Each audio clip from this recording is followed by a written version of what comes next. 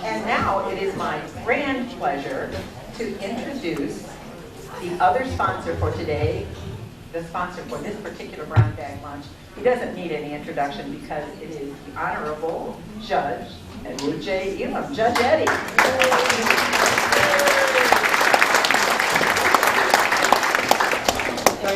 Thank you very much, Margie. And my wife Margaret and I are honored to sponsor Beth today at this brown bag lunch. And Duncan, this is the first time I've looked out today and seen so many people not wearing orange jumpsuits. Thank you.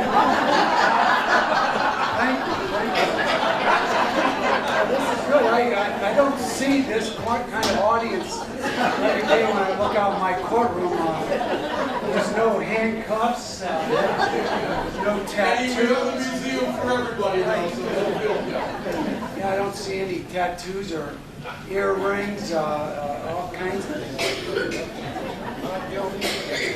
Thank you, Margie and Duncan, for this. My honor and pleasure is to introduce Beth, and I got to meet Beth a long time ago when we had Rotary up at Spring Hill, our annual trek to Spring Hill Farming. She just did a wonderful job. Give you some other information about Beth Odell. You know, some believe that historians don't choose a topic to study, the topic chooses them. Today's presenter, Beth Odell, feels that way about her research on the history of the town of Kendal. In this story of Kendal can be found two of Beth's primary passions, textiles and history. Beth is the former director of Spring Hill Historic Home, and the homestead of the Kendal founder, Thomas Roach, or as Margie has corrected me, Thomas Roach. Beth is currently a reference assistant at the Massillon Public Library and a graduate student in library sciences at Kent State University. A year ago, Beth began publishing the Kendal Companion, an online publication dedicated to the history of Kendal's people, places, and things. She is the secretary of the Kendal 200 Steering Committee, which is organizing a series of events this year in honor of the 200th anniversary of Kendal's founding. Today's presentation is among the first of those events Beth is organizing. Ladies and gentlemen, let's give a round of applause and please welcome Beth Odell.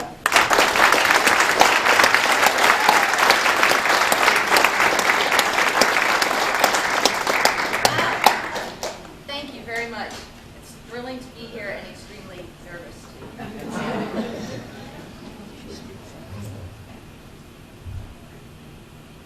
Need those? On January 23rd, 1907, a letter appeared in the Massillon Independent by a writer identified only as Old Resident. The purpose was to encourage the planning of a celebration for Massillon's centennial. The village of Kendal, the real beginning of Massillon, was founded by the late Thomas Roach in 1810, Old Resident wrote. It lacks just 3 years, therefore, of our centennial celebration. The Independent talked Old Resident's ideas over in the paper for a couple days, and on January 26th, the editor predicted that, when the time comes, old desks and cupboards in Massillon will yield up rich stores of old maps and papers, and the archives of Kendal will be overhauled to piece out a story which we will be glad to hear. Massillon did not celebrate its centennial 1910, and that's a good thing, too, because Old Resident had his dates wrong. Kendal was founded in 1812, and it is from that year we can calculate the origin of Massillon. But the Independent was absolutely correct, and the ensuing years saw the annals of Kendal unearthed in volume. In 1910, newlyweds Horatio and Irene McLean Wales moved into the main house at Spring Hill. The farm was the original homestead of Kendal founder Thomas Roach and had passed directly from he and his wife Charity to the Wales family, of whom Horatio was the third and last generation to possess it. and there they discovered a historical treasure. Thousands of original letters, agreements, journals, record books, and other documents belonging to the Roaches, Wales, and their extended families. Ultimately, Massillon chose to base the city's anniversary not on the founding date of Kendal, but of Massillon, and celebrated its centennial in 1926. Among the items on display was a detailed scale replica of the Boy Scout camp at Turkeyfoot Lake. This model was not on display to celebrate Massillon's past, but to showcase the promise of Massillon's future through the talents of its youth. And Frank G. Harrison Jr., the 16-year-old creator of the model, was very talented indeed. Frank Harrison studied sculpture at the University of Michigan, and in 1938 joined the staff of the Massillon Museum. In 1941, he began intensive research on Kendal, utilizing the documents discovered by Irene Wales at Spring Hill Farm and other early records. Harrison planned to apply his artistic talent to the creation of a miniature-scale replica of Kendal, and also organized the volumes of notes he collected into a book.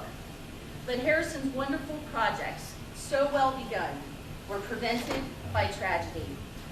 In January 1943, he was drafted into the Army, and on April 28, 1944, he was killed off the coast of England in a live fire practice ironically named Exercise Tiger.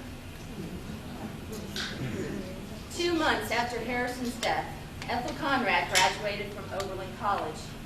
Conrad grew up just four blocks away from Harrison on Massillon's 4th Street.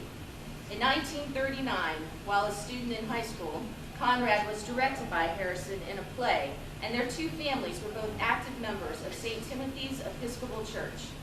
In 1966, Conrad became head librarian of the Massillon Public Library. Irene McLean Wales donated the thousands of documents in the Roach Wales collection to the library, and over the next 3 decades, Conrad cataloged, repaired, and arranged for their proper care and storage. She also conducted extensive research on the lives of Thomas and Charity Roach, and in 1991, published an elegant biography of the couple entitled Invaluable Friends. Subsequent directors of the library continued the stewardship of the Roach Wales collection to the benefit of numerous scholars and historians. An effort to digitize, transcribe, and make the documents freely available online begun over a decade ago by the library's current director, Sherry Brown, was significantly advanced in 2010 by a grant from the National Endowment for the Humanities. This award was an important recognition of the collection's ability to provide unique insight into our nation's early development, and will expand access to this amazing historical research source to future researchers in ways only dreamed of by those that preceded them. And so I'd like to dedicate my remarks today to the memory of Irene McLean Wales, Ethel Conrad, and Frank Harrison, and to the honor of the institutions they serve, Massillon's Museum, Library, and Spring Hill Historic Home. All right, so getting the shakes under control. Having told you a bit about the history of Kendal's history, I'd like to use the remainder of our time to examine the town in light of the remarkable era of its existence, an era in which our young nation experienced unprecedented social, economic, and political change. I offer you today a very brief bird's-eye view of Kendal, its woolen factory, and their relationship with Massillon, and hope you will be inspired to swoop in for a much closer look as Kendal's anniversary year unfolds. The story of Kendal, Stark County, Ohio, is in large part a story of fevers. Some of these fevers affected the natural systems of the human body, and others the dreams and aspirations of the human soul. Kendal's founder, Thomas Roach, described his decision to leave his native New England and come to Ohio in a letter to his brother. He wrote, "I must go back to the time of our leaving New England on account of the repeated attacks of the spotted fever that so impaired the health of my dear wife that her physician considered it necessary that she should try a change of climate where the winters were less severe, and to escape the severe, how about this one though, right? Yeah. And to escape severe weather of the then present one, we set out in the first month of the year 1811, and from the evidence of the benefit resulting from this journey, settled my determination to close my business, visit my friends at New Bedford, and remove. As might be expected, every enquiry was excited to ascertain the most advantageous situation for sheep and the establishment of woolen factories, and this I found to be where my present situation is, in Stark County. And so, to hear Thomas Roach tell it, he chose to settle in Ohio out of concern for the health of his wife Charity, who had suffered repeated attacks of the spotted fever. But I suggest Thomas was suffering from a fever too, one that was an epidemic in the early 19th century, the persistent and often irrepressible Ohio fever. This piece of land that we're sitting on today was permanently relinquished by Native American tribes in 1795. In that year, the boundary of settlement in the Ohio country was the eastern shore of our Tuscarawas River. In 1803, Ohio achieved statehood, and 2 years later, in 1805, the Treaty of Fort Industry opened all but the northwest quarter of the new state for settlement. Land in Ohio was wild but fertile, and the federal government facilitated its sale by offering its purchase on credit. The majority of early land sales were to wealthy men who acquired thousands of acres at a time. Many of these purchases were done for speculation. They hoped to establish towns, villages, and services to attract new settlers to whom they could sell their massive holdings piece by piece for a significant profit. They planned to capitalize on Ohio fever. In the fall of 1811, Thomas Roach, then 44 years old, purchased 2,838 acres of land in Stark County, Ohio, from the federal land office at Steubenville. Ultimately, Roach's land holdings totaled more than 5,300 acres. Roach may have had Ohio fever, but he was not delirious with it. He certainly hoped to make a profit from his investment in the West, but he was not purely a land speculator. Roach was above all things an idealist, and the roots of his ideals were firmly attached to the Society of Friends, commonly known as the Quakers. You see, Roach was a man of strong vision. He looked at the wilderness and saw a thriving settlement, a, quote, place of considerable importance, whose inhabitants produced things of value for the betterment of themselves and their nation. But Roach could not foresee the monumental changes that would sweep the country in the years ahead, nor that many of his fellow settlers would succumb to Ohio fever's darker fire. The plat for the town of Kendal was entered on April 20th, 1812. Roach named the town for one of the same name in northwest England, an area known as the birthplace of Quakerism. In choosing to name his Ohio town after the British one, Roach was signaling his hope that Kendal, Ohio, would one day be known for two things: its faith and its wool. Wool became Kendal, England's primary industry in the 14th century. In fact, Robin Hood's characteristic clothing is believed to have been made of Kendal green, a woolen cloth of distinctive color. In 1812, Kendal, England was a textile powerhouse, producing cloth not only for British consumption, but for foreign export. And it had become home to a Quaker meeting since the visit of George Fox, the founder of Quakerism, in 1652. Thus, the Kendal name was imbued with a significance and symbolism worthy of Roach's guiding vision. Almost exactly 2 months after Roach established Kendal, the War of 1812 officially began. Tensions had been building between the U.S. and Great Britain for years, and efforts to avoid war, such as the Embargo Act of 1807, had stemmed the importation of textiles from Europe. And while this had increased investment in domestic textile factories, it had decimated the Northeast primary industry, shipping. The decline of this industry was a major cause of the Great Migration West. Roach, a Quaker pacifist, was a fervent believer that the development of domestic industries would increase our young nation's stability and tranquility, as well as offer alternative employment for those displaced from making a living upon the sea. The problem, however, was that the quality of U.S. cloth paled in comparison to the fine woolen cloth of Europe. One reason for this was that the U.S. did not possess the needed expertise and technology, a situation which was a major cause of America's Industrial Revolution. Another issue, however, was the quality of wool. But a breed of sheep, the Merino, would solve that part of the equation. The Merino was first brought to the U.S. in 1802. Its wool was so fine and produced such a high-quality cloth that Spain had forbid the breed's exportation. Before the Embargo Act of 1807, Merinos were not in high demand, but after, there were not nearly enough animals to go around.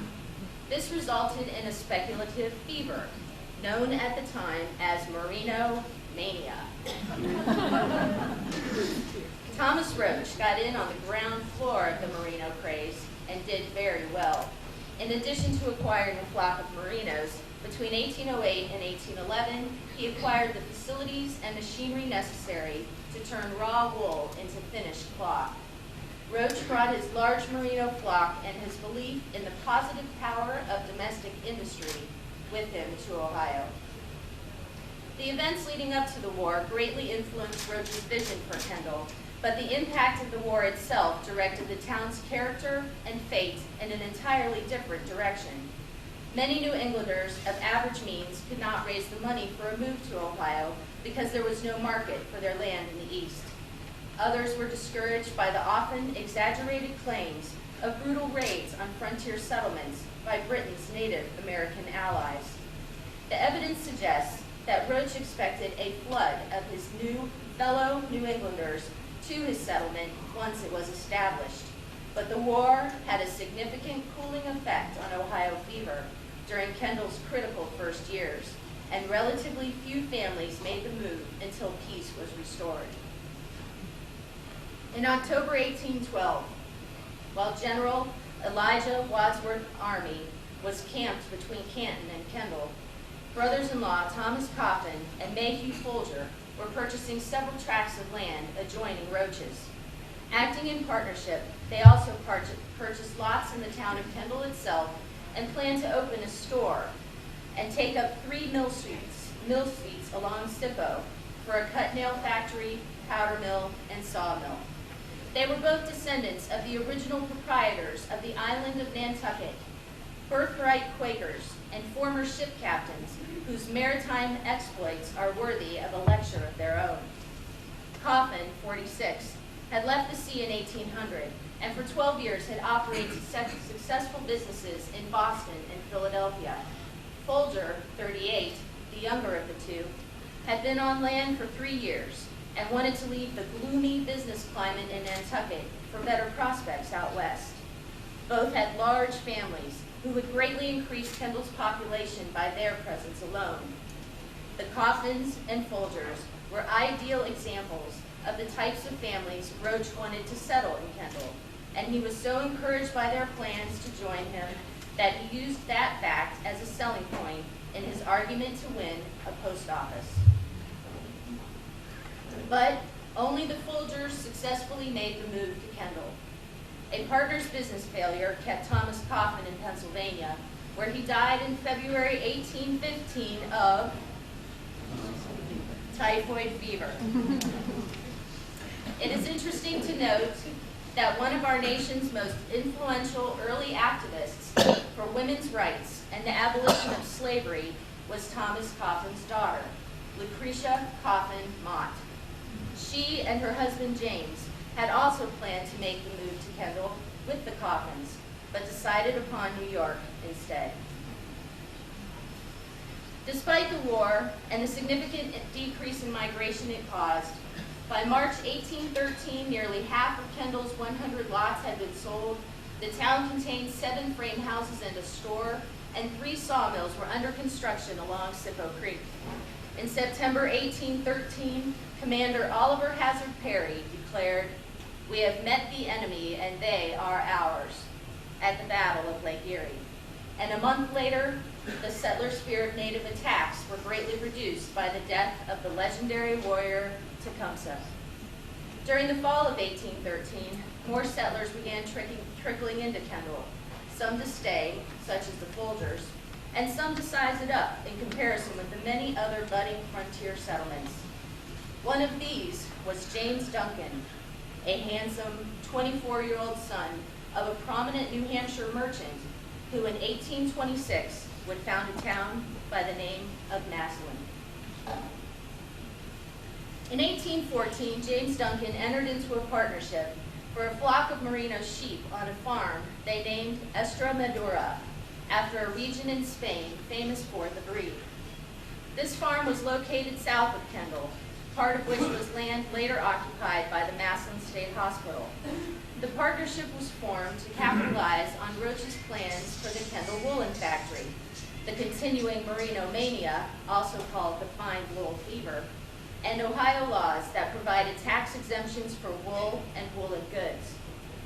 Others had the same idea, most notably William Dickinson and Bezaleel Wells of Steubenville, Ohio. Wells was the founder of Canton, and the man from whom Roach purchased the section of land on which he placed Kendal. As such, he was well acquainted with Roach's plans. But Wells and Dickinson's speculation went beyond sheep. They established a woolen factory too. On February 16, 1815, the United States Congress unanimously approved the treaty officially ending the War of 1812. A month later, the Ohio Repository began publication in Canton. April 1815 was an eventful month. James Duncan dissolved his partnership, but he and the merino flock remained at Estremadura. A new bridge was under construction across the Tuscarawas, and Thomas Roach was visited by his nephew by marriage, William Logan Fisher of Philadelphia. At that time, Fisher had a budding woolen business, which in the decades to come would become one of the most important in the United States, a success for which he gave Roach partial credit. In June 1815, the Kendal Woolen Factory began full operation. It is very important to note this date, because Steubenville has long claimed to have had the first woolen mill in Ohio. But Wells and Dickinson had opted for the emerging technology of steam power and ran into trouble securing parts for the machine. In consequence, their factory began operations sometime after the Kendal Woolen Factory did, perhaps much later in fact. But the exact starting date of the Steubenville factory is yet to be discovered. Until proven otherwise, the Kendal Woolen Factory deserves the distinction of being the first factory to produce fine woolen cloth in Ohio. This is no small honor. 1816 is remembered as the year without a summer. Low solar activity and volcanic ash clouds caused by an eruption in Indonesia the year before caused abnormally low temperatures and crop failures across the northern hemisphere. And another boom was going bust as well. The period after the War of 1812 was one of great economic expansion. U.S. agricultural products were in demand due to the decimation of European agriculture after the Napoleonic Wars. But the domestic market was flooded with imports from Europe that were not allowed during the war, specifically textiles. In response to the dumping of textiles and other products into the U.S. economy, manufacturers all over the country began to petition their state and federal legislators for increased tariffs. In December 1817, Roach sent a petition to his senator to increase the duty on all foreign fulled woolen goods. The senator responded that he hoped Congress would soon take action, adding, "I thank you for the specimens of manufactured cloth you sent me from your factory. I showed them to the members of the Senate and several other gentlemen who seemed much surprised to see the manufacture of cloth carried to such perfection in the western woods. I intend to show them to the President the first opportunity that occurs. In August 1819, when the National Road, begun 8 years before, reached Wheeling, Virginia, the United States was in the midst of a financial panic. The speculative fever of the post-war boom had resulted in a major contraction of credit. The United States did not have an official currency at that time, and banks stopped redeeming their notes for hard money, namely gold and silver coin. There simply was not enough to go around. The United States stopped the practice of selling land on credit and announced that lands could be returned to the Treasury in exchange for debt cancellation. This was our nation's first Great Depression, and the Great Western Migration and many other activities came screeching to a sudden halt. 3 months later, Thomas and Charity set out on a long-delayed trip back to New England, where they remained until the spring of 1821. While they were away, Thomas received word that James Duncan intended to begin operating a wool carding machine at his mill near the Tuscarawas River. Charles K. Skinner, who had worked for Roach at Kendal since 1812, would oversee the operation. This probably came no surprise to Roach, as over the preceding years, Duncan had been building alliances and gaining political and economic clout within the region. In 1816, he had married a young woman of means from Wellsburg, just south of Steubenville on the Virginia side of the Ohio River. Eliza Duncan was a distant cousin of Bezaleel Wells and the niece of Charles Hammond, a lawyer, journalist, and Ohio legislator. All right. Now listen closely, because this is where it gets complicated. While the Roaches were out east, and Duncan was making plans for establishing a wool carding business, Charles Hammond, Eliza Duncan's uncle, was arguing a case on behalf of the state of Ohio against the United States Bank. The case involved $100,000 the state had seized from the bank's branch at Chillicothe. This was the midst of the Depression, remember, and the only currency that was trusted universally were notes issued by the United States Bank and hard currency, gold and silver coin. And this is exactly what Ohio's agents had seized. Hammond's opposing attorney in the case was none other than Henry Clay, who would, in 1825, become the U.S. Secretary of State. Nearly 5 years passed between the time the money was initially seized until the case was decided by the Supreme Court, during which time all sorts of plans were hatched for the money's use. The Steubenville woolen factory was amongst the first in line and applied to the state legislature for a loan of between $10,000 and $30,000 to be repaid with interest. They needed the cash badly and had for some time. In a letter to Thomas Roach 3 years earlier, Bezaleel Wells described the dire state of their operations, blaming it on the cold-hearted indifference of the region's inhabitants, and said he was going to Kentucky with their cloth and attempt to sell it there. Despite a brilliant argument by Hammond, Ohio lost the case, and the money was returned to the United States Bank. But in the course of the various trials, Henry Clay and Hammond became close friends, and in the years immediately following, both men rendered important public relations services on behalf of the Steubenville factory. The following was a quote from Hammond, published in 1824. "I am myself the most extensive wool grower in the county where I reside. I find a market for my wool at the Steubenville factory and receive payment in cloth." Clay took things even further. While Secretary of State, he toured the Steubenville factory wearing a coat made from its cloth. What's even more interesting, in 1823, while he was arguing the case against Hammond, Henry Clay purchased Steubenville cloth and merino sheep from Bezaleel Wells and William Dickinson.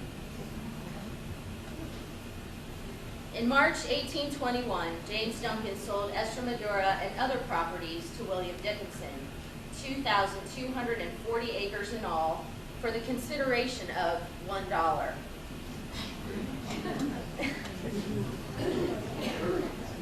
In May, Thomas and Charity returned to Ohio, and a month later, James Duncan opened a store in Kendal. To make money in these hard times, Duncan began operating a whiskey distillery, and for the remainder of the Depression, advertised the product in the Ohio Repository as being available for sale at his Kendal store. In January 1822, the state of Ohio organized a commission to conduct a survey of potential routes for a canal connecting Lake Erie with the Ohio River. New York's Erie Canal had been under construction for 5 years, and Ohio learned much from that state's experience in funding and engineering such a mammoth project. As early as 1817, Roach had expressed a belief that the most likely route for the canal was one that would utilize the rivers in the east of the state, including those of the Tuscarawas. Surely others in Kendal's neighborhood were of the same opinion, and this may well explain why Duncan established his carding mill and other operations just a stone's throw from where we are gathered here today. In September 1823, Thomas and Charity Roach traveled 75 miles to the Ohio yearly meeting of the Society of Friends, as they had most falls since the body's organization in 1813. Upon arrival, Thomas became ill with the bilious fever. He fought the disease for 10 days, and on September 14, 1823, he died. He was 56 years old. Charity Roach died less than a year later, at the age of 57. The Roaches had no surviving children, and so they left money and property to help fund a variety of social and religious concerns, including a Quaker meeting house, school, and library for Kendal. The ownership of the Roaches' extensive land holdings and the Kendal woolen factory fell to Thomas and Charity's siblings in New England, and the disposition of these was left in the hands of their will's executor in Kendal, Arvine Wales, who had been with them since their years in Hartford, Connecticut. On February 4, 1825, the state of Ohio enacted the law authorizing the construction of 2 canals, the Miami and the Ohio, and the route long anticipated to follow the path of the Tuscarawas River was assured. The era of canal fever had begun, an era which would radically change Ohio's geographical and economic landscape forever. Meanwhile, a 44-year-old social reformer from Scotland was drawing large crowds to his lecture tour across the United States. Robert Owen had spent his life in the textile industries of the British Isles. In 1810, he became partner in the mills at New Lanark, Scotland, which employed nearly 2,000 people. In the decade and a half leading up to his visit in the U.S., Owen had instituted an innovative management system that greatly improved the workers' quality of life and made New Lanark a model community in an era when industrial conditions were often deplorable. Following his success at New Lanark, Owen embarked on an effort to encourage the establishment of experimental communities based on mutual rather than private ownership that he hoped one day would be adopted across the globe. On July 4, 1825, the first shovelful of earth was moved at Newark, Ohio, and work on the Ohio and Erie Canal was officially begun. That fall, Arvine Wales advertised the Roach land, including the Kendal woolen factory, sawmill, house lots, and acreage for sale in the Ohio Repository. The June 22, 1826 issue of that paper was crammed with news. It reported that a merino ram previously owned by William Dickinson and now in the care of James Duncan had won an award for its fleece at Baltimore, that a survey was underway to determine the exact route of the canal between Kendal and Coshocton, and it reprinted a treatise by Robert Owen on his social philosophy and community experiments, in which he declared that the deliverance from poverty and ignorance and the oppression of riches is at hand. And a notice in the lower left corner of the front page announced, The individuals lately engaged in forming the Owen Society in this county, with others from Portage and Wayne, have purchased the tract of land called the Roach property, including most of the town of Kendal. 2 weeks later, on the 4th of July, 1826, Thomas Jefferson and John Adams died within hours of each other, an amazingly synchronistic event that dramatically illustrated the passing of the revolutionary generation. And 6 months later, on December 28, 1826, an ad appeared in the Ohio Repository announcing that the lots were now for sale in the new town of Massillon, which could be purchased from James Duncan, the town's proprietor, or the Ohio Canal Commissioner, Alfred Kelly. The O-Night experiment at Kendal lasted for 3 years. There is no doubt the group thought Kendal ideal for its purposes, particularly for the presence of the Kendal woolen factory, as textile production was the industrial engine of Owen's success in Scotland and his model community in New Harmony, Pennsylvania. But the Friendly Association for Mutual Interests did not possess the technical expertise necessary to operate a woolen mill, a fact noted by Owen after his visit to Kendal in 1828. He wrote, "Kendal is a good site with fine localities, and with a few practical leaders in agriculture and manufacture, will do well in a few years." The O-Nights at Kendal never gained those practical leaders, and they conducted their last recorded meeting on January 26, 1829. One of the association members later reported on what he considered to be a major factor in their failure. He wrote, "A summer fever attacked us, and 7 heads of our families died, among whom were several of our most valued and useful members." So while the Friendly Association was struggling to make a go of their experiment at Kendal, the Ohio Canal reached Massillon in August of 1828, and the new town grew rapidly. In 1829, Charles K. Skinner rented the Kendal woolen factory, and for the next 4 years operated it in conjunction with his expanded mill in Massillon. And as Roach's former workmen prospered, the ever overextended Steubenville woolen factory entered its final decline, which ended in its bankruptcy in 1831.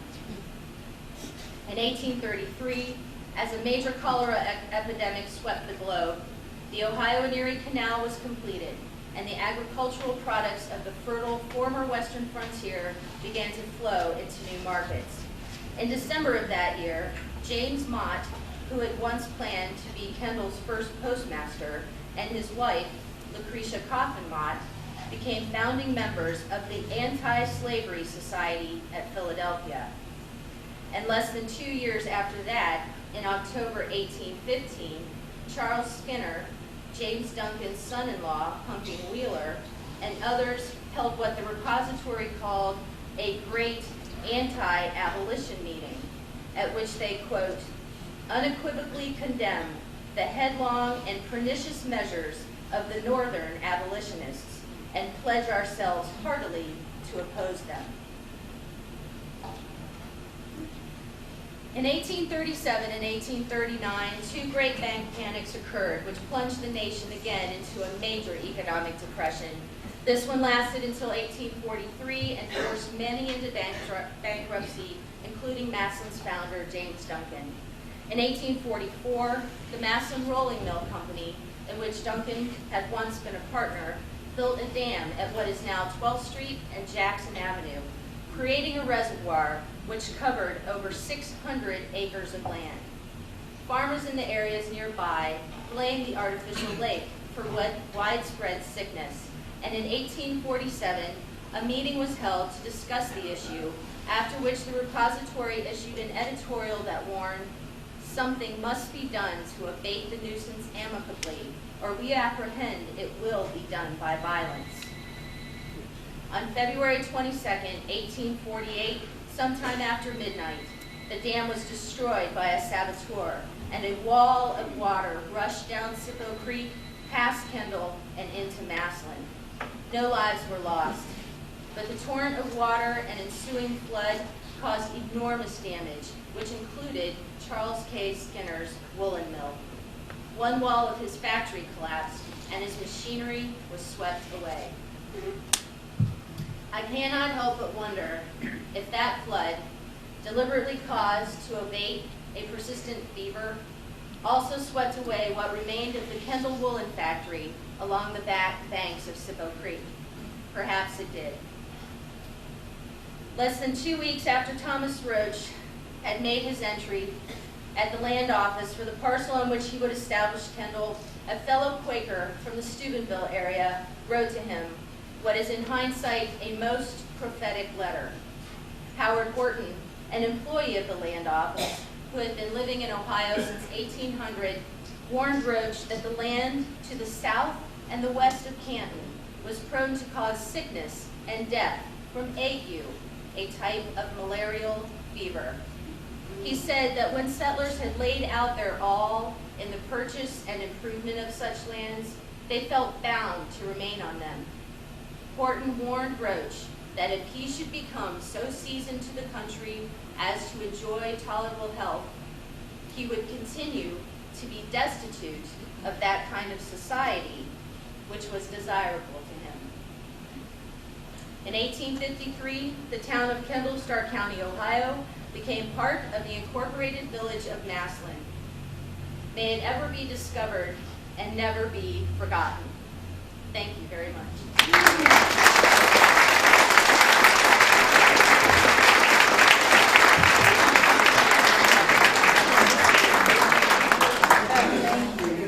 So much information, and she ended right on time. She promised she would. Oh yeah. Okay, so sorry that was a little heavy-handed. It's kind of my style, I guess. Okay, so here's what's coming up for Kendal 200. On April 21st, it's a Saturday, from 10 a.m. to 2 p.m. on the two greens in Kendal, Charity and Union Square on Wales Road. There's going to be a Founding Day celebration. It's a block party atmosphere, families, all kinds of activities, pioneer craft demonstrations. The bookmobile will be there, a puppet show by Ethel Conrad, lots of wonderful food, and we just invite everyone to come down and experience those greens on that day. And then we're working on other things for the rest of the year, but I have nothing to announce right now. Mandy, do you have something to announce? Free tours at Spring Hill that day as well. Free tours at Spring Hill on April 21st as well. So, thank you. Thank you, Beth. I know you'll all want to participate in that. You did a wonderful job today. We have lots of representatives here from Spring Hill, and it was wonderful to see Spring Hill on the front page of the paper. And I want to again thank Judge Eddie and his lovely wife Margaret for sponsoring Beth's terrific program. Beth, thank you, and we'll see you all back here next month. Thanks for coming.